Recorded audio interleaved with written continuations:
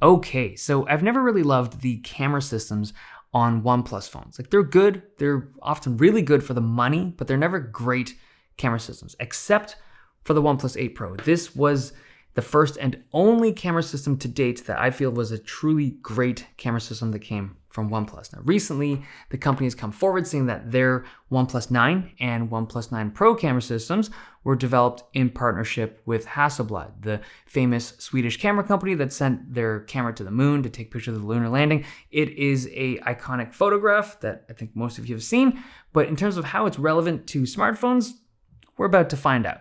So recently, the company, as well as the CEO of the company, Pete Lau, have been putting stuff on Twitter and on their social media pages, these like pictures and comparative photos of what their new camera system is capable of. And I want to talk about that. So in this tweet here, they're drawing attention to the ultra-wide capabilities of the OnePlus 9 series. And you have one photo from a regular ultra-wide lens from a competing smartphone, and then you have a second photo from one of the OnePlus 9 phones.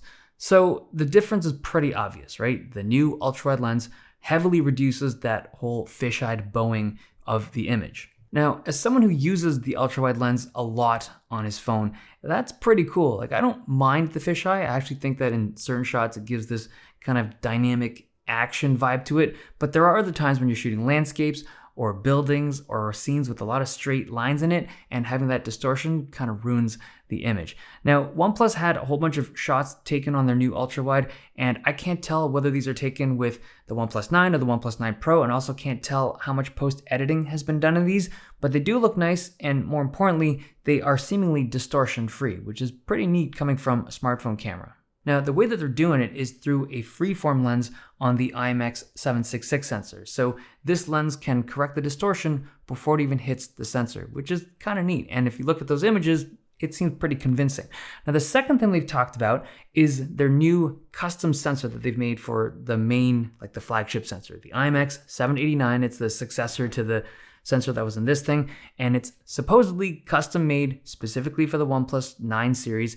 And this sensor is supposed to be stacked. It can shoot 4K video at 120 frames per second. It can shoot 12-bit RAW images, and it has Sony's new digital overlap HDR, which is supposed to be really fast, where they're taking two exposures at the same time or almost the same time, and they're able to merge it into one really clean image. But because it's super fast, they're able to use that same tech in video now, supposedly. We'll have to see. But if you've noticed, none of this has anything to do with Hasselblad yet. Like, this stuff is hardware. And I don't think it's dependent on their partnership with Hasselblad. As in, even if they didn't have that partnership, they'd still have access to these new sensors and new lenses. So where does Hasselblad really come into play here? Like, what are they actually doing in this partnership? And I think the answer lies in software, particularly in color. So in their original media statement, they mentioned that they had worked with Hasselblad to develop some new color science for their camera systems.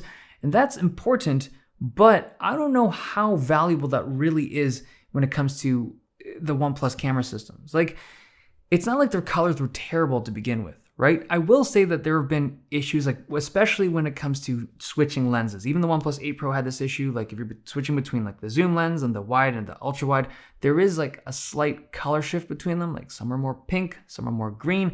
And I'm assuming that this partnership can resolve issues like that. But color, it's important, but this was a very expensive investment. And there's a part of me that worries, or at least wonders, how much of that $150 million is just for licensing, right? Just for the ability or the privilege to be able to put Hasselblad onto the back of your phone. And the real question, like the most important question you should be asking yourself as a consumer, like once all the reviews are coming out and you're looking at this stuff, like how much of this color science or how much of these improvements really matters to you as an individual? Because everyone's different on this stuff. Like, I personally love the nightscape mode on the OnePlus 8 Pro. I think this phone does it better than everybody else, better than Apple's iPhones, better than the Pixels, better than Samsung's Galaxy phones. This phone has this uncanny ability to shoot that nighttime scene outside of my condo really nicely. And I like it. I like that stylized look that it gives, but it's not for everybody. And when it comes to colors, because colors are a big part of this Hasselblad partnership right now, colors are very subjective. Some people like realistic looking images that are flatter. Some people like stuff to be more vibrant and more exaggerated or stylized. And there's nothing wrong with that, but there is a difference in people's tastes.